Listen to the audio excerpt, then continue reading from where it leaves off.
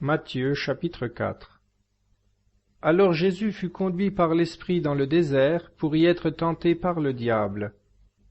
Après avoir jeûné pendant 40 jours et 40 nuits, il eut faim.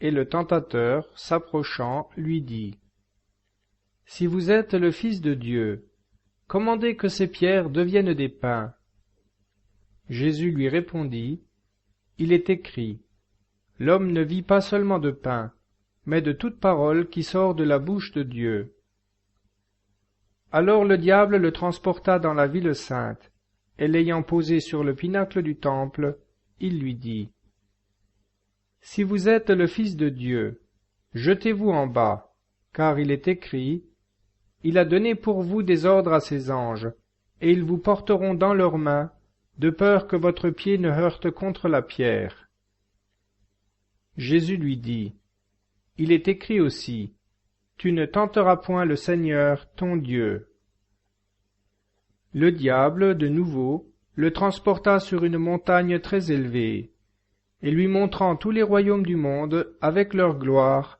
il lui dit : « Je vous donnerai tout cela, si, tombant à mes pieds, vous m'adorez. » Alors Jésus lui dit : « Retire-toi, Satan, car il est écrit : Tu adoreras le Seigneur, ton Dieu, et tu ne serviras que lui seul. » Alors le diable le laissa.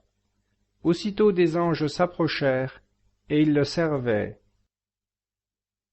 Quand Jésus eut appris que Jean avait été mis en prison, il se retira en Galilée.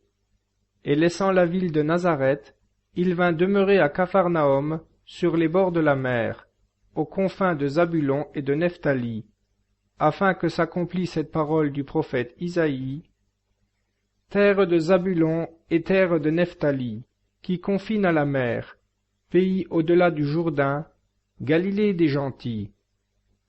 Le peuple qui était assis dans les ténèbres a vu une grande lumière, et sur ceux qui étaient assis dans la région de l'ombre de la mort, la lumière s'est levée. » Dès lors Jésus commença à prêcher en disant : « Repentez-vous, car le royaume des cieux est proche. »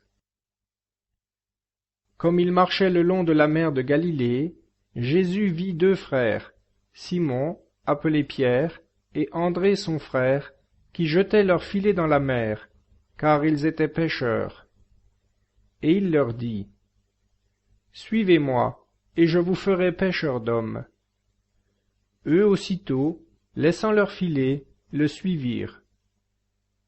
S'avançant plus loin, il vit deux autres frères, Jacques, fils de Zébédée, et Jean, son frère, dans une barque, avec leur père Zébédée, réparant leurs filets, et il les appela. Eux aussi, laissant à l'heure même leur barque et leur père, le suivirent. Jésus parcourait toute la Galilée, enseignant dans leurs synagogues, prêchant l'évangile du royaume de Dieu, et guérissant toute maladie et toute infirmité parmi le peuple. Sa renommée se répandit dans toute la Syrie, et on lui présentait tous les malades atteints d'infirmités et de souffrances diverses, des possédés, des lunatiques, des paralytiques, et il les guérissait.